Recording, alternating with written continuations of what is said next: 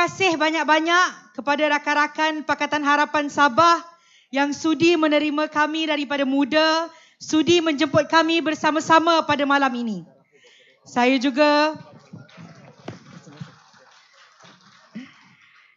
juga mengucapkan Assalamualaikum, selamat datang kepada YB Abang Mat Sabu, Saudari Aiman Atirah yang saya cukup kasihi, saya hormati, dan semua rakan-rakan pimpinan Pakatan Harapan dan muda pada malam ini.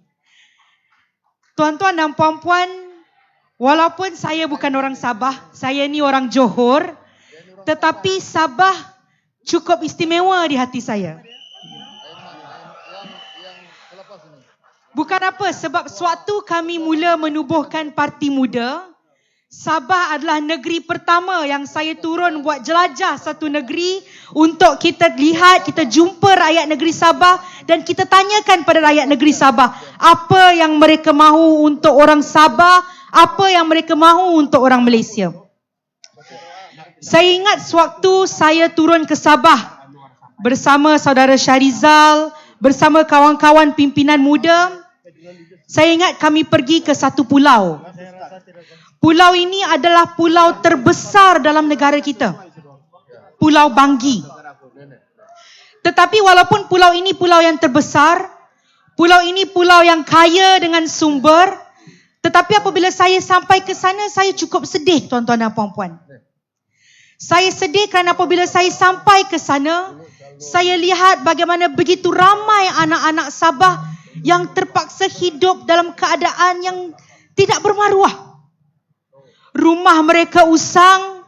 Saya lihat bagaimana ada yang tidak ada akses elektrik, tak ada akses air. Tuan-tuan dan puan-puan, perkara ini bukan berlaku di Pulau Banggi sahaja. Di negeri Sabah ini, negeri yang cukup kaya dengan sumber asli. Negeri Sabah ini, tuan-tuan dan puan-puan, merupakan pengeluar kelapa sawit dan koko yang terbesar dalam negara kita. Tetapi dengan kekayaan sumber semula jadi ini, kenapa negeri Sabah merupakan negeri yang mempunyai paling ramai orang miskin tegar di Malaysia? Kenapa dengan kekayaan sumber semula jadi ini, negeri Sabah memiliki 8 daripada 10 daerah termiskin di Malaysia?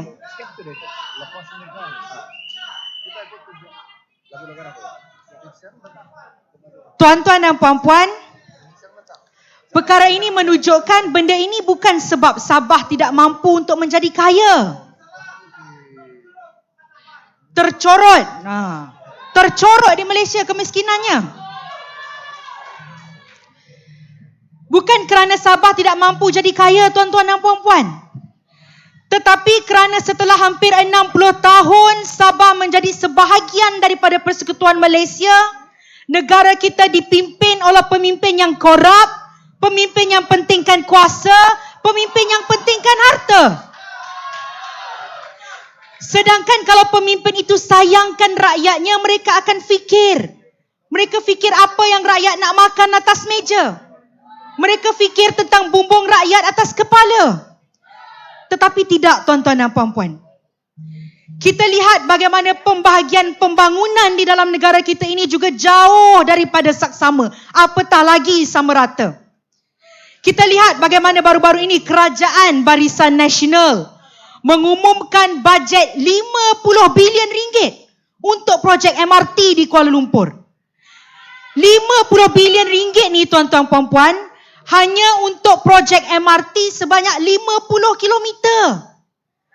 Logik ke banyak ini yang digunakan?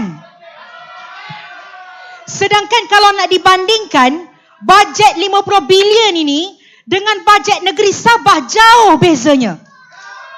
Bajet satu negeri Sabah untuk setahun hanya 4.5 bilion ringgit pada tahun 2022. Tak sampai 1/10 daripada projek MRT. Benda ni tak logik, tuan-tuan dan puan-puan. Kerajaan yang sayangkan rakyatnya tidak akan hanya fikir untuk memenangkan satu kawasan sahaja. Tetapi kerajaan yang sayangkan rakyatnya akan fikir rakyat di seluruh negara Malaysia. Tuan-tuan dan puan-puan, kita lihat Bagaimana kerana COVID pandemik begitu ramai pelajar keciciran pendidikan. Betul. Sabah negeri yang tercorot suatu keciciran pendidikan itu. Sedangkan begitu ramai anak-anak Sabah yang sebenarnya pandai. Saya lihat sahabat-sahabat saya di Muda Sabah. Mereka semua cukup pandai. Mereka ingin menyumbang kepada negara. Tetapi kalau kita lihat di negeri Sabah, 50% anak-anak di negeri Sabah tidak ada akses gadget dan akses digital. Mereka kata internet di Sabah bagus. Saya hari tu di KK pun hilang line, tuan-tuan dan puan-puan. Bagaimana kerajaan Barisan Nasional boleh kata mereka jaga negeri Sabah, sedangkan negeri Sabah yang cukup kaya boleh jadi sampai begini?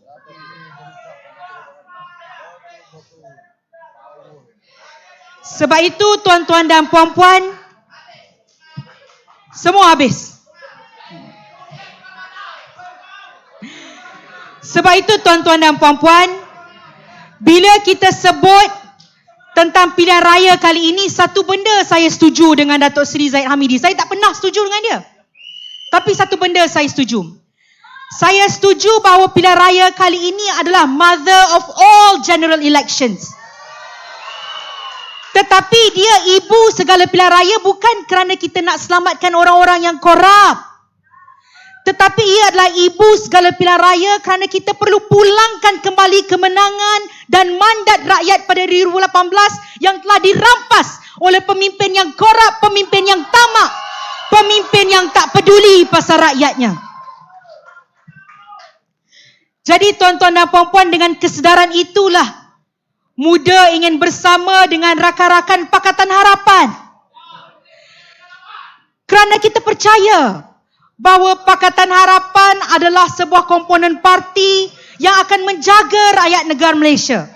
Tidak kira daripada negeri Johor ke negeri Perlis. Tidak kira daripada negeri Kelantan, Terengganu. Dan tidak kira juga negeri Sabah dan Sarawak. Pakatan Harapan jaga semua anak Malaysia. Dengan kepercayaan itulah Muda datang untuk bersama-sama dengan Pakatan Harapan kerana pilihan raya kali ini, tuan-tuan dan puan-puan, kita perlu ramai-ramai turun ke lapangan. Kita turun berkempen. Kita pastikan bahawa pilihan raya umum kali ke-15 dimenangi oleh Pakatan Harapan dan juga Muda. Boleh atau tidak? Tuan-tuan dan puan-puan, kita pastikan bahawa setelah tamat PRU ke-15 pada tahun ini, kita pastikan wajah-wajah di hadapan ini menjadi pemimpin negara kita. Kita pastikan Datuk Seri Anwar Ibrahim angkat sumpah sebagai Perdana Menteri. Kita pastikan kita kembalikan kembali kemenangan kepada rakyat Sabah, kembalikan kembali kemenangan kepada semua rakyat Malaysia. Kita. Sekian, terima kasih. Terima kasih kepada Yang Berhormat Aminah Aisyah dalam ucapan beliau tadi.